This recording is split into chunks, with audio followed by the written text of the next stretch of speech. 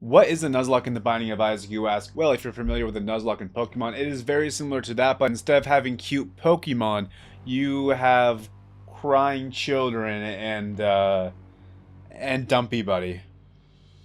So in an Isaac Nuzlocke, you start with a brand new save file with no unlocks whatsoever. And whenever you lose a run, you are no longer able to play with that character that you lost the run with for the rest of the Nuzlocke. Challenges work similarly, but they're split into 4 categories based on what version of Isaac they came with.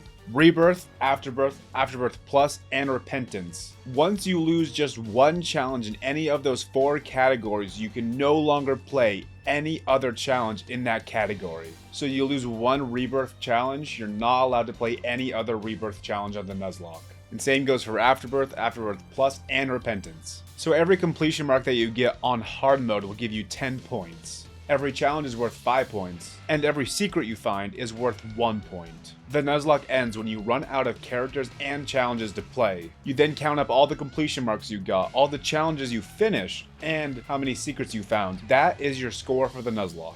You are allowed to use revive items in the Nuzlocke like Dead Cat. You only lose the character if you completely lose the run, so if you get a revive and you come back to life, you are still safe with that character as long as you finish that run.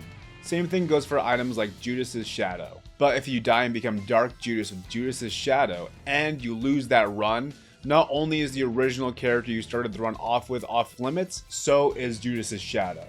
Once a single character dies, the clicker and the metronome is completely off limits. This is because both of those items can turn you into a character that's off limits for you. And that's it. Shout out to BD1P for constructing this entire Nuzlocke and getting a bunch of Isaac creators together for this just fun event. Make sure you leave a like and subscribe so you don't miss my Nuzlocke streams.